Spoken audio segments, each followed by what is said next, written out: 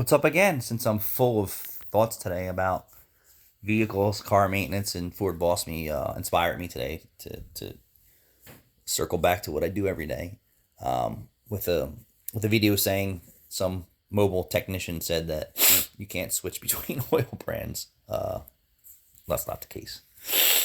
So anyway, um, things that I see that are most neglected when a car comes in, and it's primarily triggered by the consumer searching for information, or was at the dealership or at AutoZone or Advance, and they're not car people, and so they're seeking information, right?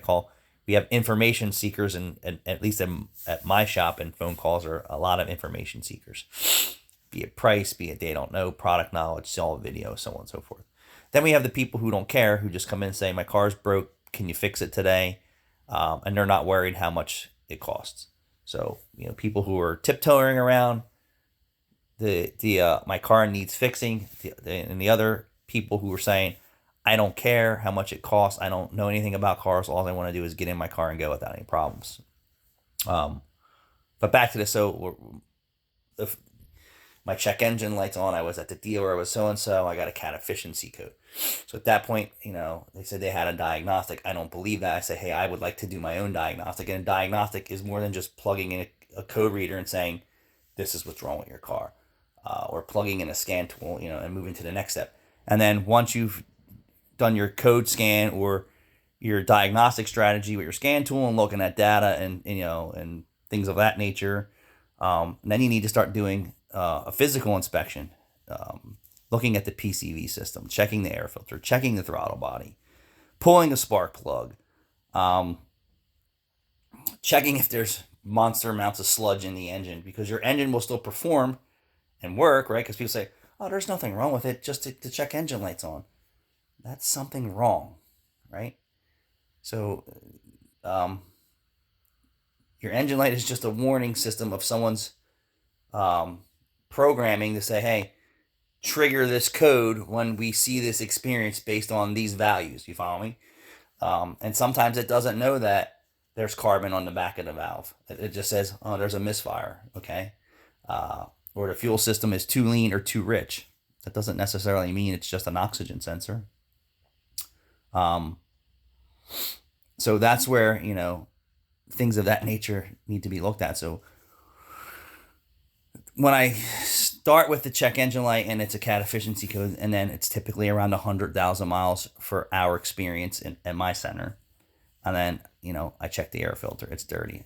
I pull the PCV system apart if it's easy. Start looking at it. It's coaxed. It's sludgy. It's got water moisture built up in there, like clogged arteries. I hope I said the throttle. The throttle body's not dirty. It's coaxed. It's disgusting. What do you think the combustion chambers look like? What do you think behind the intake and exhaust valves look like, depending on that engine? What about the sensors? The oxygen sensors are heavy carboned, right? So then think of heavy carbon on an oxygen sensor, right? That's not completely burned. And this is fact, just like your grill, like you put charcoal in your grill and then it's black coals for most cars, and then you burn it until it's white, and then it doesn't burn anymore. That means there's nothing left to burn. Well, a dirty oxygen sensor that's full of dirt, not dirt, carbon, oil, and antifreeze and all that, it messes with what the sensor is doing, because your oxygen sensors are feedback. So whatever is going into the exhaust system, the sensor's trying to figure out what it is. Is it too much oxygen? Is it too much fuel? Is it too much ambient air from an exhaust leak? All those things factor into one part and need to be looked at. So what's the most neglected when I see that? Well, I'm going to cover it with you. Dirty throttle body, spark plugs not done, coil boots carbon tracking, spark plugs carbon tracking, PCV systems neglected, GDI services never done. So one code leading to how many different failures? And that's like the top 5 neglected things I see at 100,000 miles. We're not even getting into, did they do the differentials? Did they do the transfer cases? Did they do anything? Just top most neglected things for one trouble code. And I was hoping that somebody would put some data to this, that, hey, I did my GDI services every 5,000 miles. I heard Boss Me said they should be done yearly. My opinion is from brand new, depending on your driving, annually.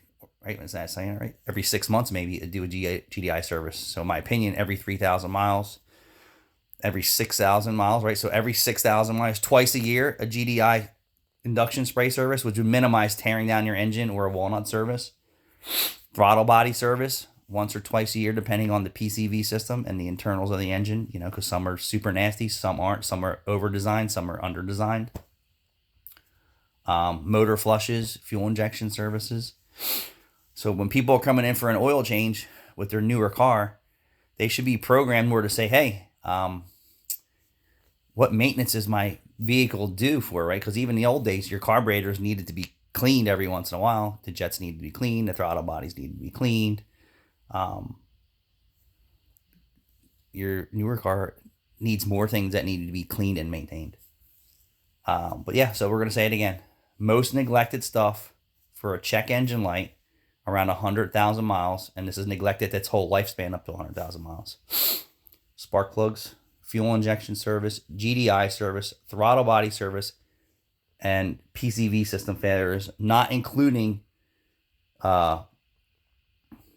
spark plug boots and things of that nature. So yeah, let me know what you guys think. Thanks for watching.